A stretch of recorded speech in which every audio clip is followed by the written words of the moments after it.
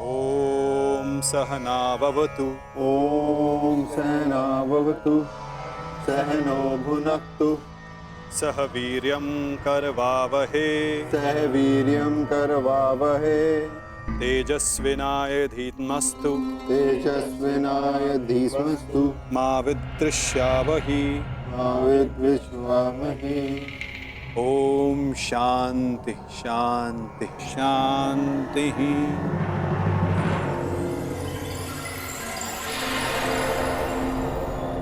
आओ भोजन प्रारंभ करें।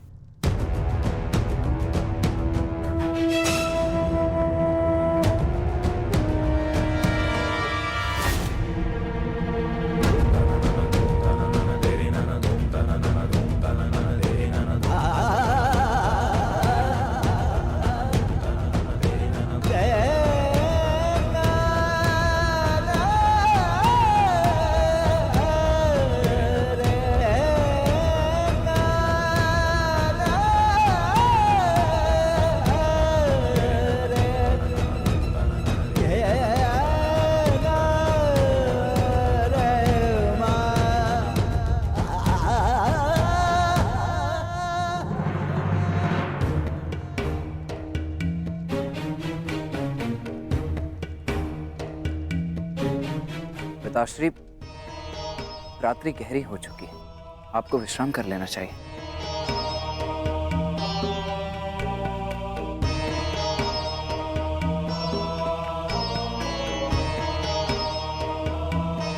विश्राम की आवश्यकता तो तुम्हें है पुत्र। कल इस महायुद्ध में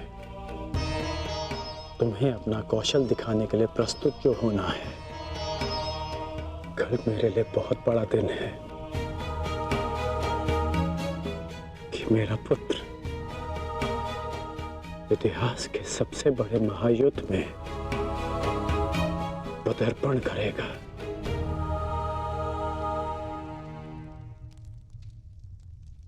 मुझे गर्व है तुम पर। सब कुशल पार्थ? मैं तुम्हारे साथ हूं पार्थ। परंतु युद्ध में तो आप शस्त्र नहीं उठाएंगे। युद्ध में तो मैं अकेला ही रहूंगा माधव। और यदि इस युद्ध में मैं तुम्हारे साथ उपस्थित रहा तो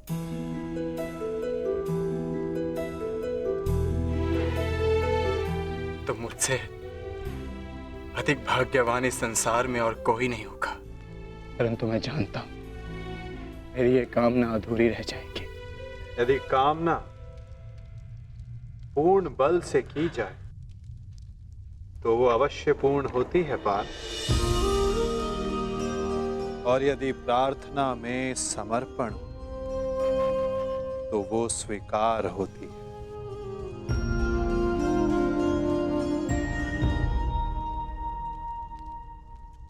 मैं आप सबके समक्ष एक घोषणा करना चाहता हूं।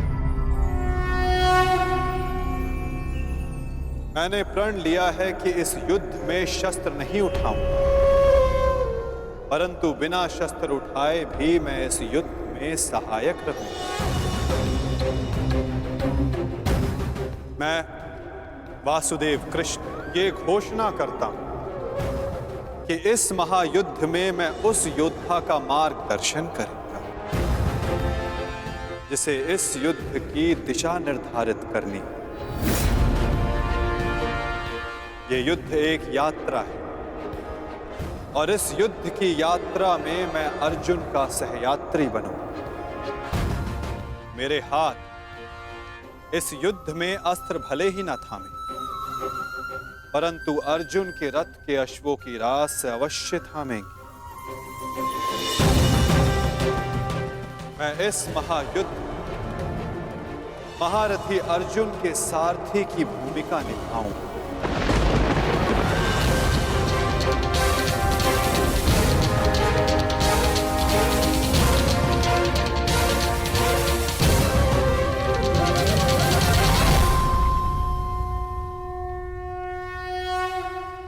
नहीं माधव, मैं रथी बनकर आपको आदेश दूं, यह संभव नहीं।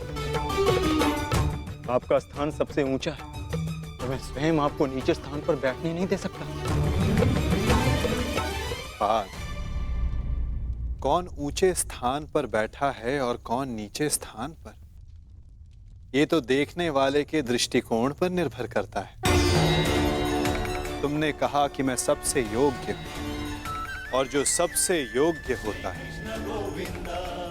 उसका धर्म होता है कि वो अपने से छोटों का मार्गदर्शन करे, और मैं इस युद्ध में यही करूंगा। मैं इस युद्ध में तुम्हारा सारथी इसलिए बनूंगा, यदि तुम अपने लक्ष्य के मार्ग से भटक जाओ तो पुनः तुम्हें तुम्हारे लक्ष्य के मार्ग पर ला सकूं। पार्थ, मुझ पर विश्वास है ना? निष्ठा है माधव।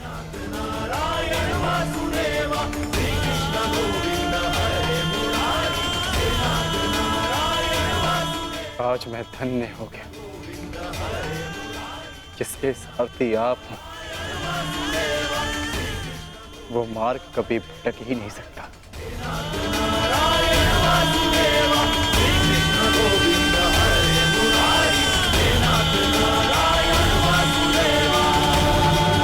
पिताश्री, मैं जाने से पूर्व आपको एक वचन देना चाहता हूं। वचन कि आपका गर्व बढ़ेगा और सर नीचा होगा उन लोगों का जिन्होंने आपको इस युद्ध में प्रवेश करने से रोका। मैं आपकी तुलना करने में भले ही समर्थ नहीं, परंतु शत्रु मेरी तुलना आपसे अवश्य करेंगे पिताश्री। वचन देता हूं पिताश्री की वृषसेन के धनुष से निकले हर एक बाण पर अंगराज कर्ण के कौशल का चिन्ह होगा। मेरे हर एक प्रहार पर आपके परिवर्तन की छाप होगी पिताश्री। आपका कवच भले ही शत्रुओं ने आपसे छीन लिया हो पिताश्री, परंतु मैं शत्रुओं के एक एक वार पर ढाल बनकर युवराज दुर्योधन और अपने पक्ष की रक्षा करूंगा। कि आपका प्रत्येक स्वप्न मैं पूर्ण करूंगा। या पूर्ण करने के प्रयास में वीर गति को प्राप्त हो जाऊंगा।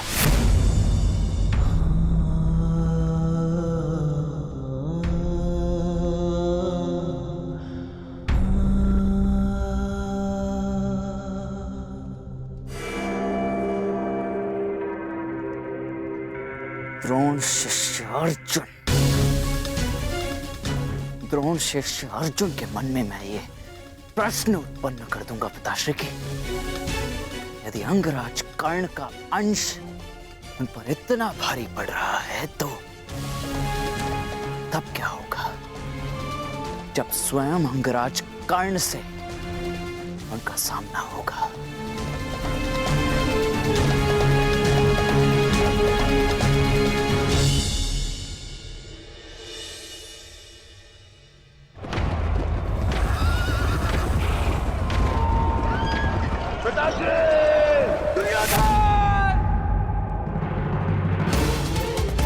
महाराज, महाराज, क्या हुआ महाराज? आप ठीक तो है ना? क्या आपने कोई दुस्वप्न देखा है? हाँ, क्योंकि कदाचित तू स्वप्न देखना मेरा प्रारब्ध हो गया है। परंतु संजय, तुम इस समय यहां कैसे? महाराज, महर्षि वेदव्यास जी पधारे हुए हैं आपसे मिलने के लिए, वही समाचार लेकर आया था। किंतु ऐसी स्थिति में मिलना क्या उचित होगा महाराज? महर्षि,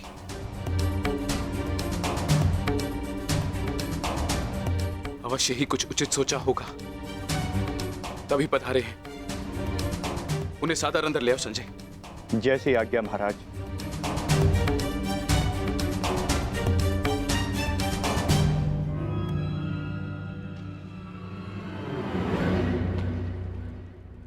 प्रणिपात महाराज।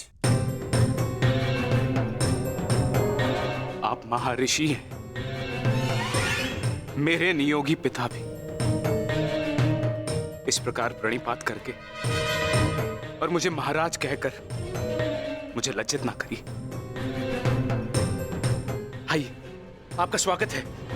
आइए आइए। मैं यहां अपने नियोगी पुत्र से मिलने नहीं, अपितु हस्तिनापुर नरेश को चेताने आया हूं।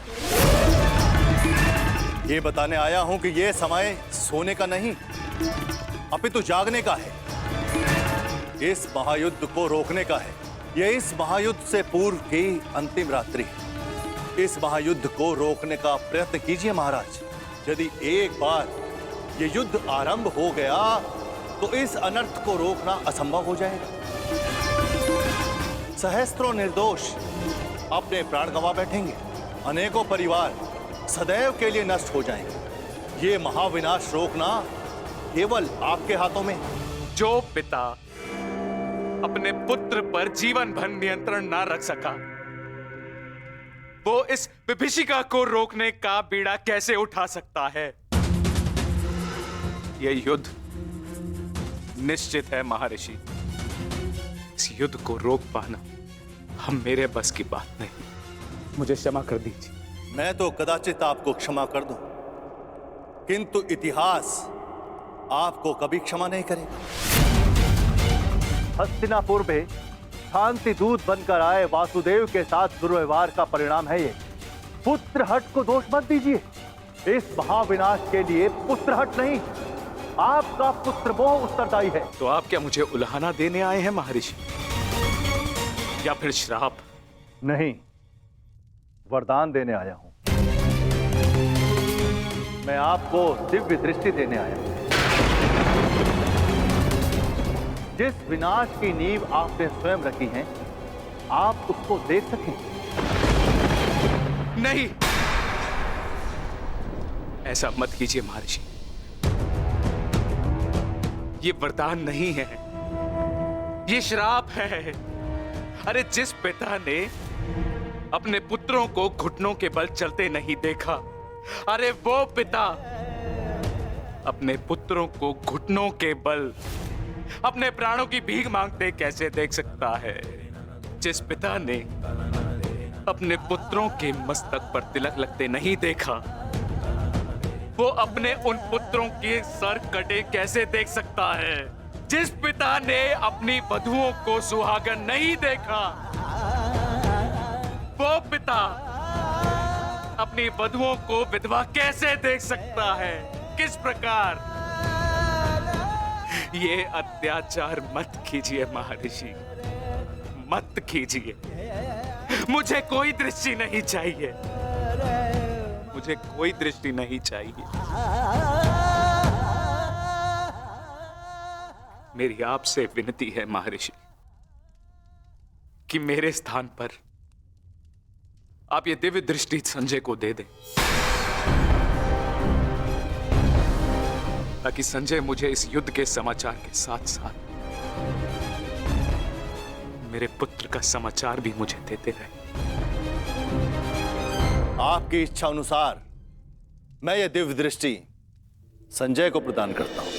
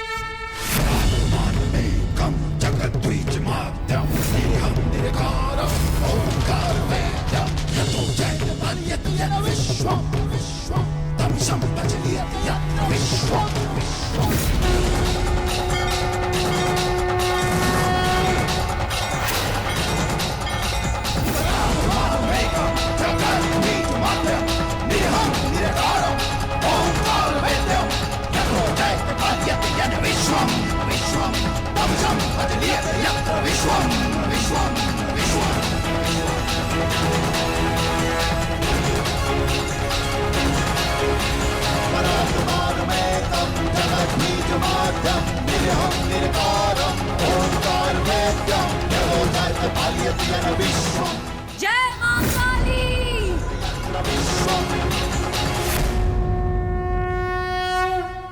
अपना सर्वश्रेष्ठ प्रदर्शन करना पुत्रों। अपने पिताओं की प्रतिज्ञा को स्मरण रखना और अपनी माता के अपमान को मत भूलना।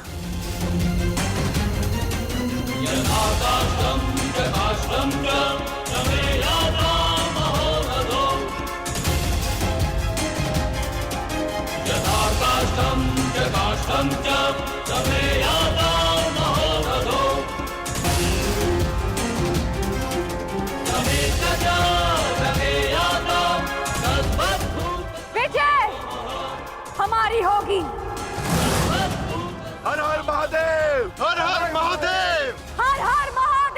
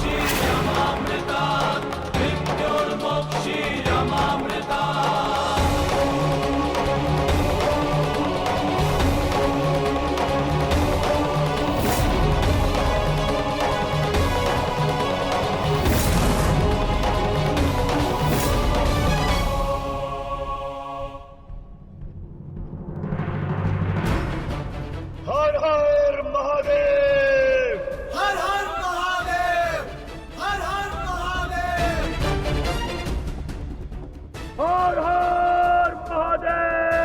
हर हर महादेव, हर हर महादेव, हर हर महादेव, हर हर महादेव, हर हर महादेव।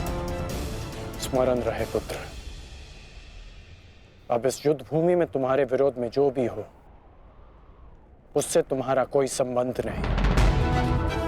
तुम्हारा संबंध केवल तुम्हारे कर्तव्य और तुम्हारे लक्ष्य से है। यदि मेरे स्थान पर आप होते तो क्या आपके लिए ये स्वीकार कर लेना इतना ही सरल होता पिताश्री? सत्य कहूं तो सरल नहीं होता, विशेषकर तब जब मुझे ज्ञात हो गया है कि पांडवों से मेरा रक्त संबंध है। किंतु पुत्र, मैंने सदैव एक बात को माना है कि आपको आपके वचन पर अडिग रहना चाहिए। तुमने युद्ध चुना है, परंतु युद्ध क्या परिणाम चुनेगा ये उसका अधिकार है। तुम्हारा अधिकार केवल अपने कर्म और अपने कर्तव्य पर है। इस युद्ध में अपना सर्वश्रेष्ठ प्रयास करना।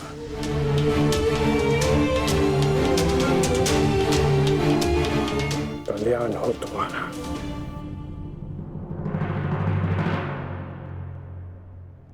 हर हर महादेव, हर हर महादेव, हर हर महादेव।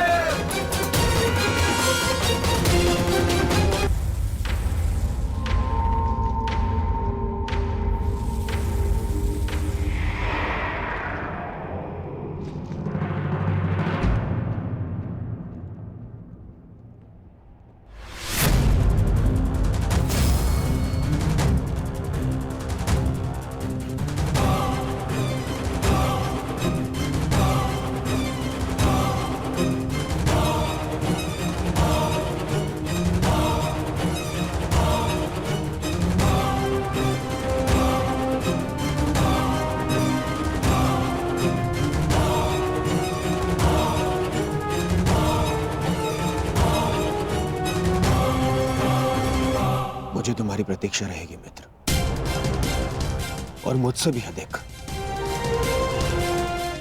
इस भूमि को तुम्हारी प्रतीक्षा रहेगी कि कब अंगराज जैसा वीर अपने चरण रखकर इसे महान बनाए।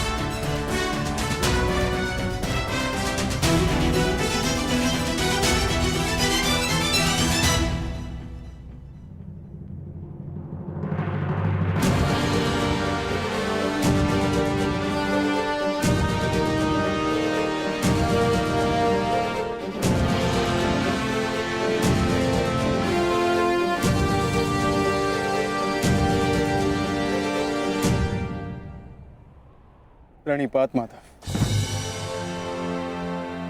कल्याण वस्तु। आओ पार्थ, रथ पर आरूढ़ हो जाओ।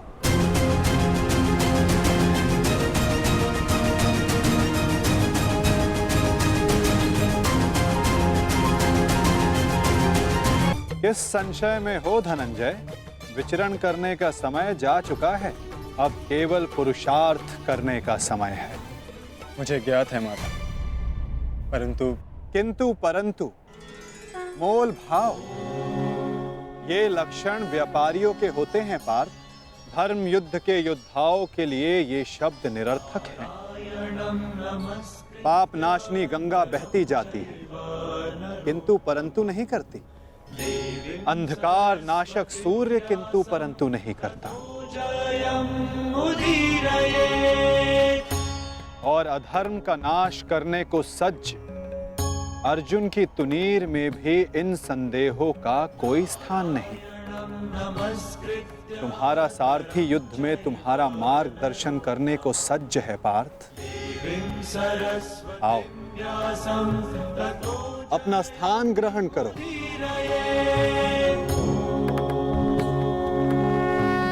कुरुक्षेत्र की युद्ध भूमि तुम्हें पुकार रही है पार्थ। मुझ पर विश्वास रखो। आपसे अधिक विश्वास तो मुझे स्वयं पर भी नहीं है माधव। और मेरे लिए महत्वपूर्ण ये है कि तुम स्वयं पर विश्वास रखो।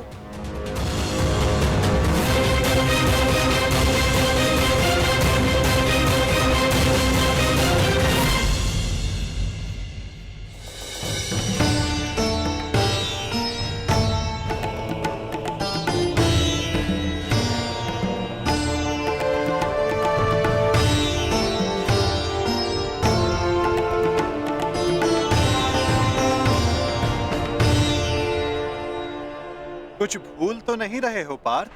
क्या माधव? भ्राता भीम को वीर हनुमान ने इस युद्ध में आप सबकी सहायता करने का वचन दिया था। उनका साथ आप सबको साहस, शक्ति और निडरता देगा। बजरंग बली का आवाहन करो पार्थ।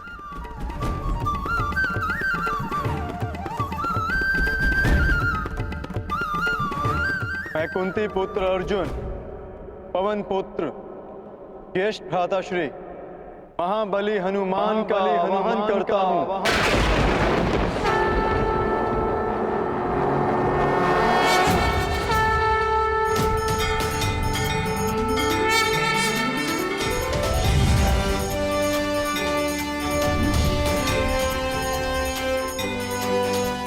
हे महाबली हनुमान, मेरे रथ के ध्वज पर विराजमान हुई। अंजनी गर्भ संभूता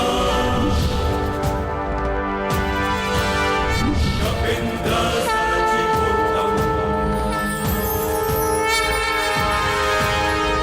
अंजनी गर्भ संभूता कपिंद्र सचिवोत्तम। राम प्रिय नमस्तुभ्यं। बजरंग बली पधार गए।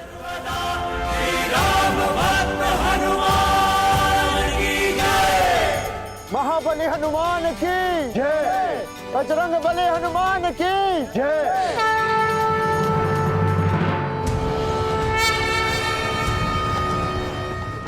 युद्ध का पहला दिन।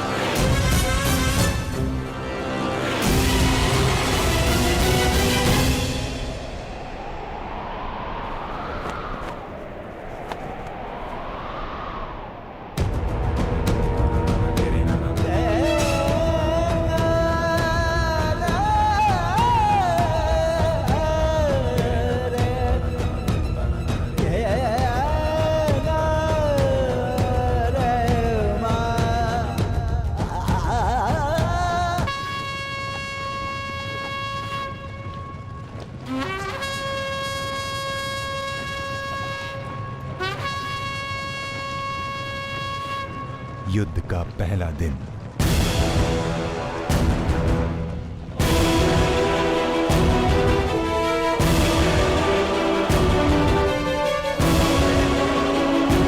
युद्ध प्रारंभ करने की आज्ञा है धर्मराज।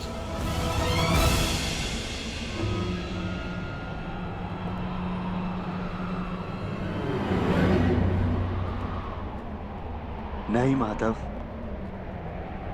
अभी नहीं।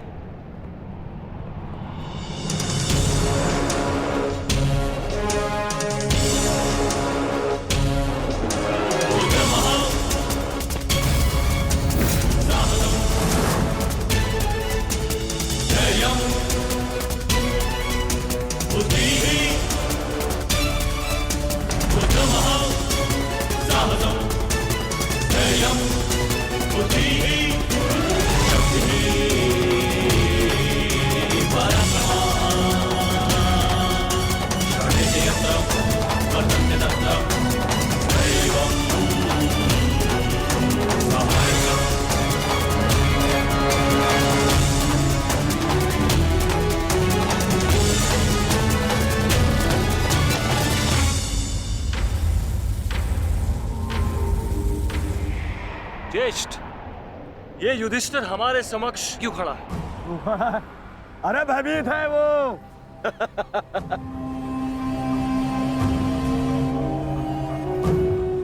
हमारी सेना को देख के कदाचित भयभीत हो गया है ये युधिष्ठिर। इसे सत्य का ज्ञात हो गया है। इस युद्ध में इसे विजय नहीं मिल पाएगी। समझ रहे? वो छलिया जिस युद्ध के लिए हमें भयभीत कर रहा था, वो युद्ध प्रारंभ होने से पहले ही समाप्त होने जा रही है।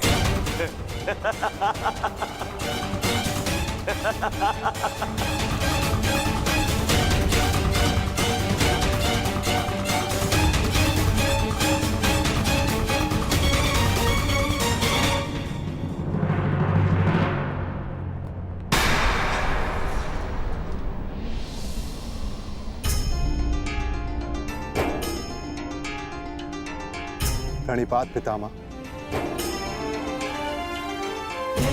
प्रणिपात आचार्य द्रोण।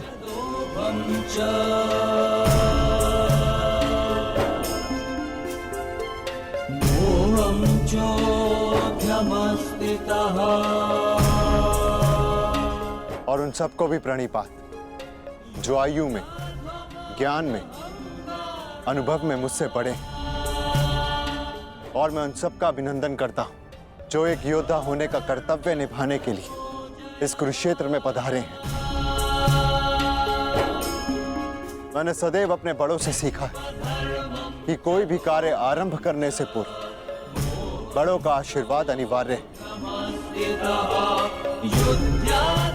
और मैं अपने सभी भ्राताओं की ओर से पितामह आचार्य द्रोण के साथ सभी बड़ों से आशीर्वाद देने की प्रार्थना करता हूं।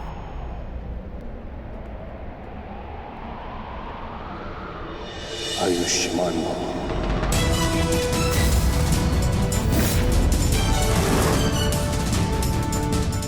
तुम्हें अपने पराक्रम का फल प्राप्त हो युधिष्ठिर।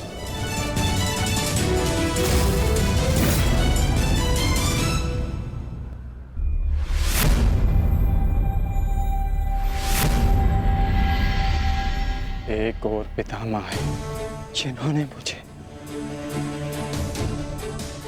जीवन का मूल्य समझाया,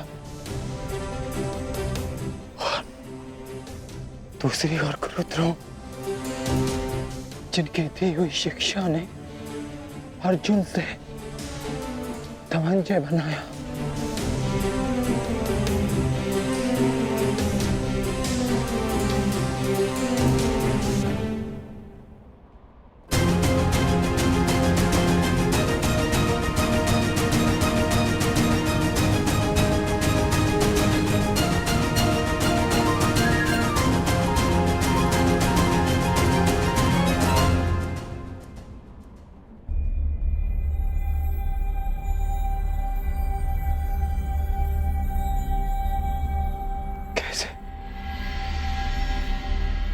कैसे कैसे प्रहार कर पाऊंगा मैं इन पर?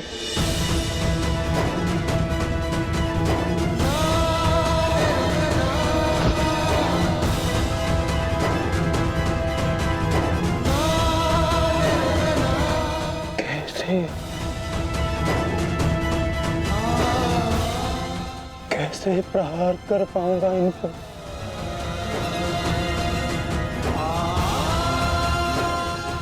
कैसे?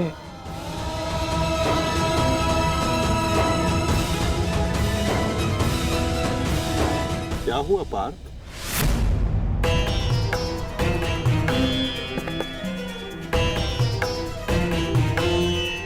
मेरी आपसे विनती है माधव, मेरे रथ को दोनों सेनाओं के मध्य में ले चलिए। संजय। जी महाराज। संजय, अपनी दिव्य दृष्टि से देखकर बताओ कि कुरुक्षेत्र के युद्ध में तत्पर मेरे पुत्रों और पांडवों की सेना के मध्य क्या क्या हो रहा है।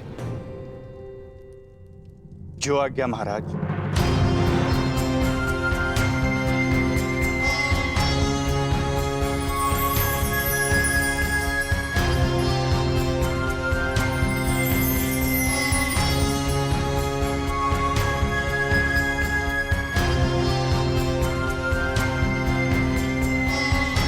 गांडीवधारी राजकुमार अर्जुन के सारथी बने वासुदेव श्री कृष्ण से राजकुमार अर्जुन रथ को दोनों सेनाओं के मध्य में ले जाने की आग्रह कर रहे हैं महाराज।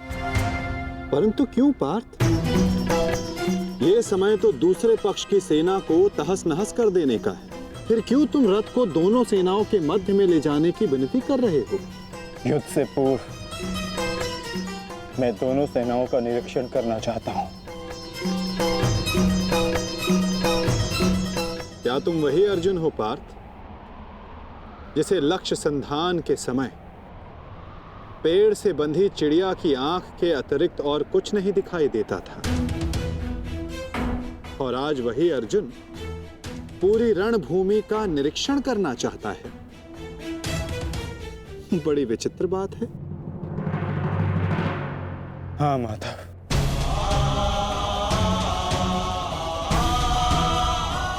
वो चिड़िया काष्ठ की बनी थी, परंतु जिनसे मैं युद्ध करने वाला हूं वो रक्त, अस्थि और मांस से बने मनुष्य हैं।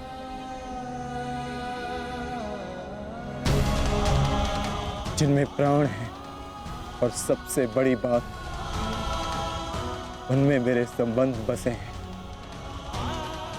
युद्ध आरंभ होने से पूर्व मैं ये देख लेना चाहता हूं कि किसके वध से धर्म की स्थापना होगी और किसकी मृत्यु से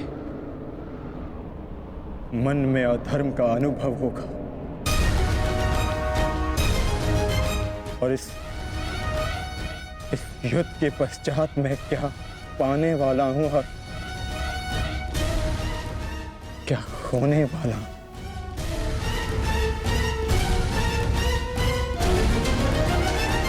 तुम एक योद्धा हो अर्जुन, और तुम यहां अधर्म का बलिदान लेने आए हो, या स्वयं को धर्म पर बलिदान देने के लिए? और एक बलिदानी क्या पाएगा क्या खोएगा, उसकी गणना नहीं करता। बात मेरे बलिदान की नहीं है माधव। इस युद्ध में सहस्त्रों के प्राण दांव पर लगे हैं,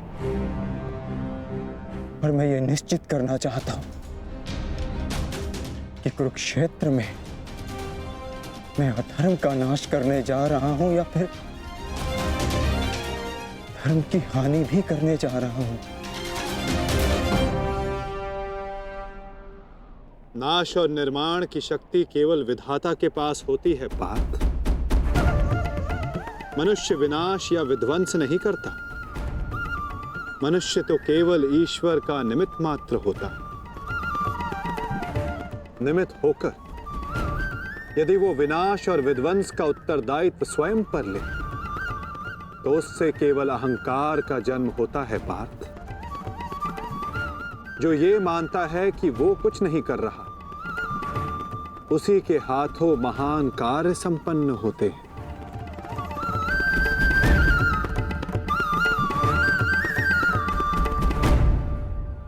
परंतु मैं तुम्हारी कामना अवश्य पूर्ण करूंगा पार्थ,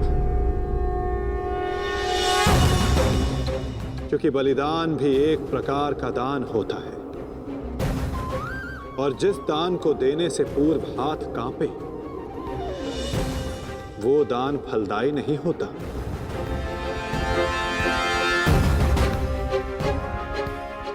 आओ पार्थ, मैं तुम्हें युद्ध भूमि के मध्य ले चलता हूं।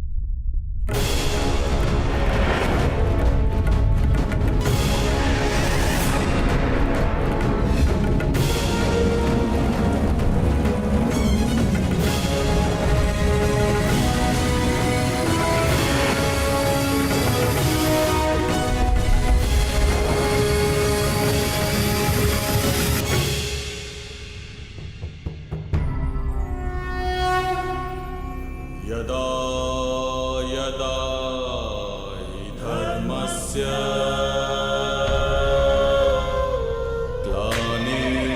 ग्लानिर्भवति भारत अभ्युत्थानं धर्मस्य तदात्मानं सृजाम्यहम्। जिस प्रकार तुम कर्तव्य और कर्म के मध्य खड़े हो, उसी प्रकार तुम अब दोनों सेनाओं के मध्य खड़े हो पार्थ।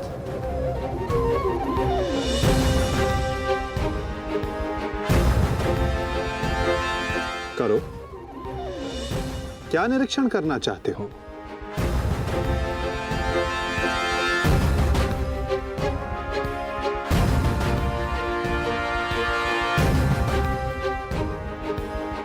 क्या हुआ पार्थ? ऐसा कौन सा भाव है जो तुम्हारे मन को विचलित कर रहा है?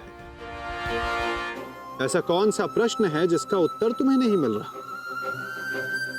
यदि पूछोगे नहीं तो उसका समाधान कैसे पाओगे पार्थ? मैं जानता हूं तुम यही सोच रहे हो ना कि क्या यह युद्ध अनिवार्य है?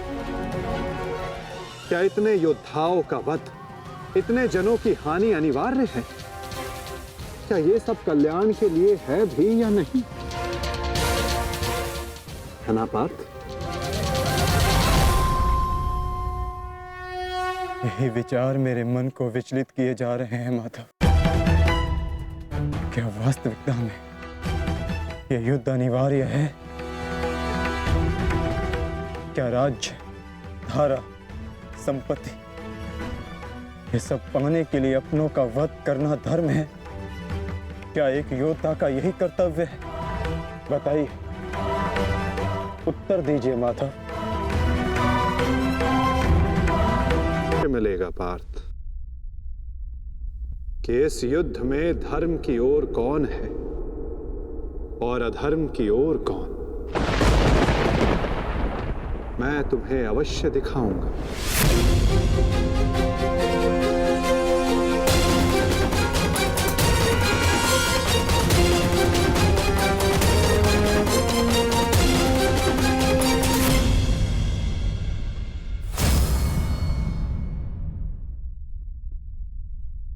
ये है वो हस्तिनापुर युवराज दुर्योधन, जिसे रक्त रंजित करने की कल्पना मात्र से तुम्हारा मन डोल रहा है पार्थ। ये वही युवराज दुर्योधन है जिसकी कुदृष्टि सदा तुम्हारे परिवार पर डोलती आई है पार्थ। स्मरण है पार्थ? ये वही है जिसने पांचाली को भरी सभा में वैश्य सिद्ध करके अपनी जंघा पर बैठने का निमंत्रण दिया था। ओ दासी द्रौपदी, आकर मेरी जंगा में बैठो। कैसे एक पवित्र याज्ञ सैनी को भरी सभा में इसने मलिन करने का प्रयास किया था। वस्त्र हरण करो इस दासी द्रौपदी का। और ये तुम्हारे मातुल्य गांधार राज शकुनी, इन्होंने जब शकुन मनाया केवल तुम्हारे परिवार के अनिष्ट का शकुन मनाया पार्थ। तुम इन्हें मातुल्य कहते हो।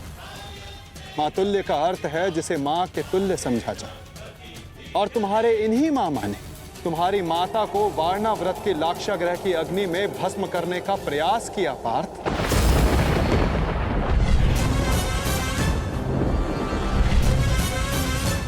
और वो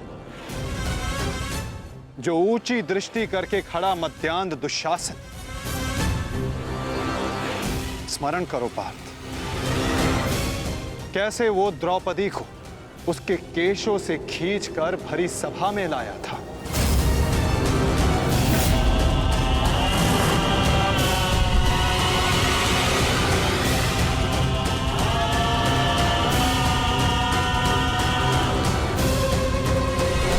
कैसे याज्ञ सैनी को भरी सभा में निर्वस्त्र करने का प्रयास किया था इसने।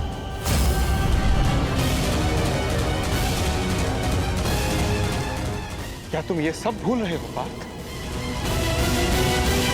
ये है महामहिम भीष्म, द्रोणाचार्य, अश्वत्थामा।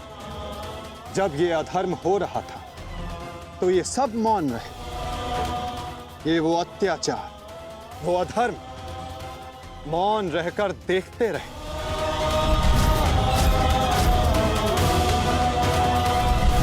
स्मरण करो वो वनवास, वो अज्ञातवास, जिसने तुम्हें तुम्हारा पौरुष त्याग कर बेहनल्ला बनने को विवश किया।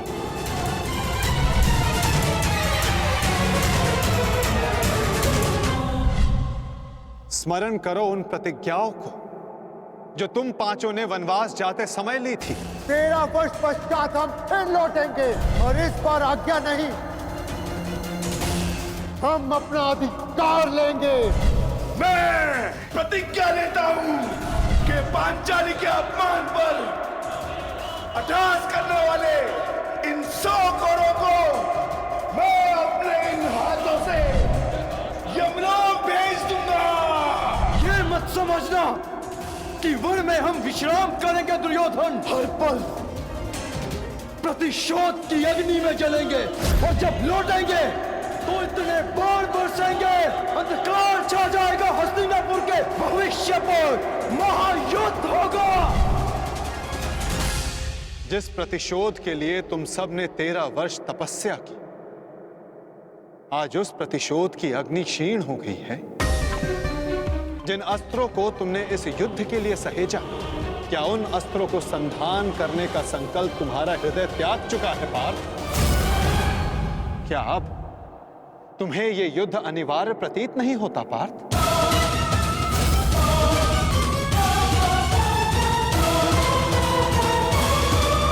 युद्ध के लिए तुम सब ने 13 वर्ष तपस्या की, आज उस प्रतिशोध की अग्नि क्षीण हो गई है। जिस न्याय के लिए तुमने इतने वर्षों प्रतीक्षा की, आज तुम्हारा मन उसके लिए व्याकुल नहीं। जिन अस्त्रों को तुमने इस युद्ध के लिए सहेजा, क्या उन अस्त्रों को संधान करने का संकल्प तुम्हारा हृदय त्याग चुका है पार्थ? क्या अब तुम्हें यह युद्ध अनिवार्य प्रतीत नहीं होता पार्थ?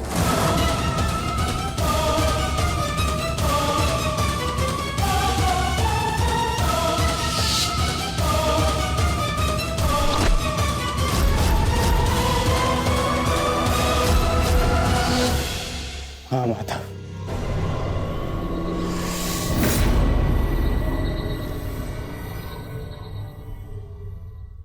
यह युद्ध अनिवार्य है। तो फिर तुम व्याकुल क्यों हो पार्थ? कहीं तुम्हें यह स्मरण तो नहीं हुआ है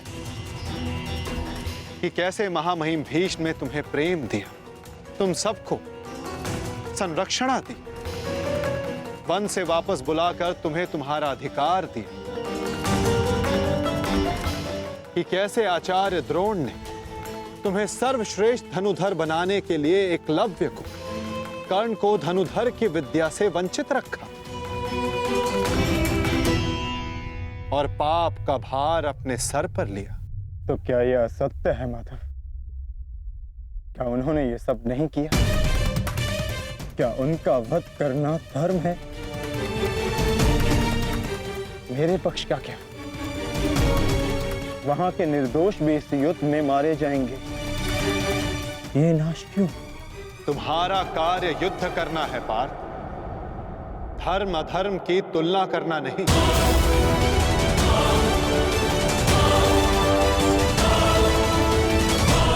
और केवल विपक्ष ही नहीं, तुम्हारा स्वयं का पक्ष भी तुम्हें दुर्बल बना रहा है। वहां भी सर्वत्र धर्म नहीं है पार्थ।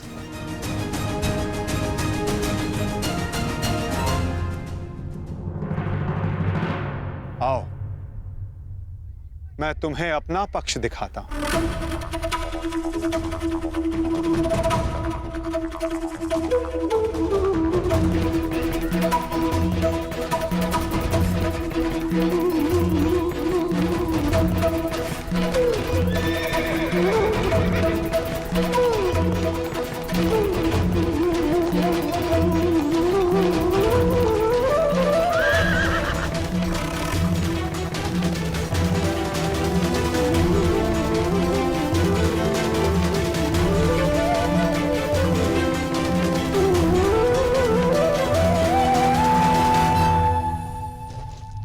देखो अपने भ्राता युधिष्ठिर को, भ्राता भीम को, नकुल सहदेव को, अपने भतीजों को, अपने पुत्रों को।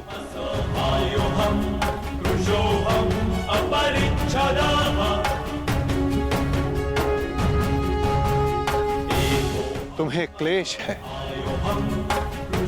कि इनमें से ना जाने कौन कौन काल कलवित होगा।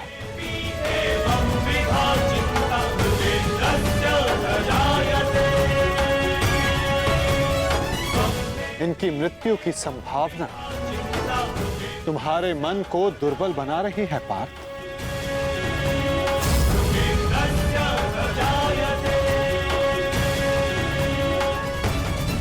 परंतु पार्थ, क्या ये वास्तविकता में धर्म के पक्षधर हैं? तुम्हें प्रतीत होता है कि ये सब निरपराध मारे जाएंगे। तो बताओ, कौन है जो अपराधी नहीं, जो दोषी नहीं? यदि युधिष्ठिर स्वयं का अधिकार राज्य पर मानते हैं, तो इसमें दुर्योधन का क्या दोष? क्या उनकी माता पहले गर्भवती नहीं हुई थी? क्या यह सत्य नहीं कि युधिष्ठिर ने अपना राज द्यूत क्रीड़ा में लगाया, जिसे दुर्योधन ने जीता? यदि दुशासन ने अपनी ज्येष्ठ की आज्ञा मानकर द्रौपदी का वस्त्र हरण करने का अपराध किया, तो तुम चारों ने भी अपनी ज्येष्ठ की आज्ञा मानकर अपनी पत्नी का अपमान होने दिया।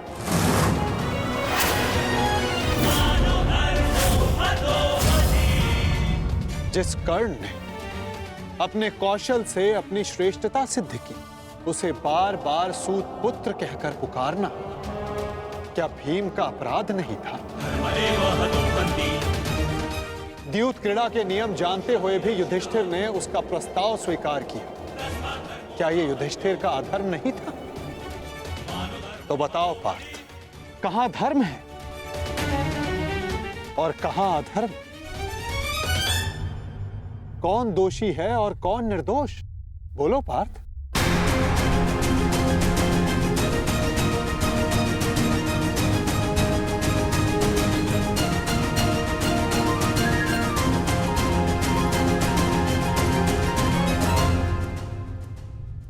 आपने उचित कहा माधव। दोनों ही पक्षों में धर्म भी दिखता है और अधर्म भी। परंतु मैं क्या करूं?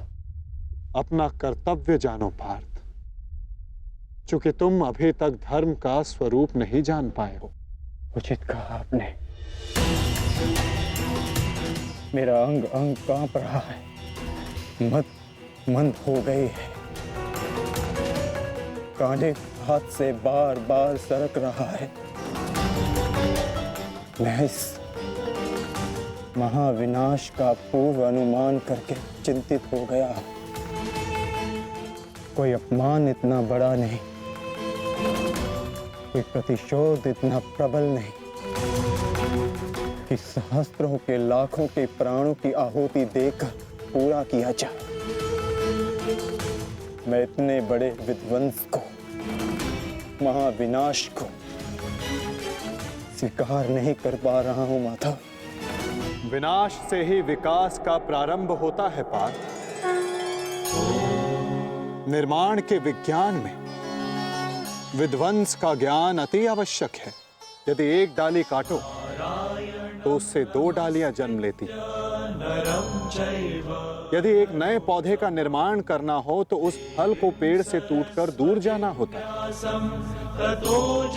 जिस भारत के विध्वंस से तुम आज व्याकुल हो, कल वही नए भारत का सृजन करेगा पार्थ। यदि नया घर बनाना हो तो पुराने घर को तोड़ना होता है। क्लेव्यम मास मगमा पार्थ नैतत्वयि उपपद्यते। ये मोह, ये नपुंसकता एक योद्धा को शोभा नहीं देती पार्थ। उठो, जागो और अपना शस्त्र उठाओ पार्थ। तब तक संघर्ष करते रहो जब तक तुम्हें तुम्हारा लक्ष्य न मिल जाए।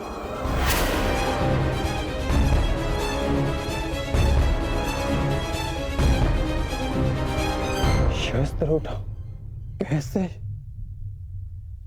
कैसे शस्त्र उठाऊं माधव?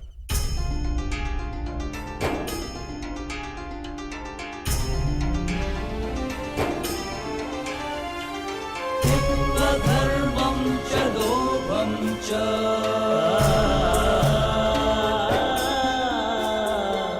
मोहं चोऽध्यमस्थितः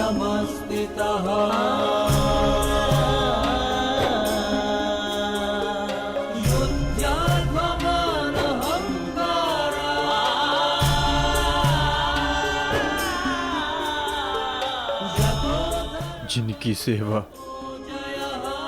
और आज्ञा पालन करना जीवन का धर्म है, उन पितामह पर, आचार्य द्रोण पर कैसे शस्त्र उठाऊं मैं? कैसे माधव?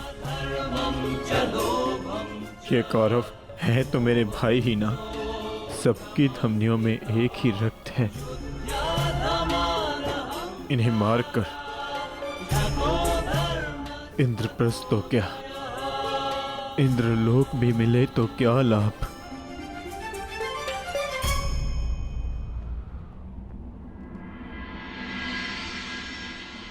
मनुष्य पौरुष करता है ताकि उसका भविष्य बन सके, कर्म करता है ताकि उसकी संतान सुखी रह सके। ऐसे शौर्य का क्या लाभ जिससे उसका भविष्य नष्ट हो जाए, उसकी संतान कलवित हो जाए। इन लाखों सैनिकों को देखिए माता, इनमें से कितने सुरक्षित अपने घरों को लौटेंगे, कितनों की पत्नियां सुहाग का चिन्ह धारण करेंगी, कितने बालक अनाथ होंगे।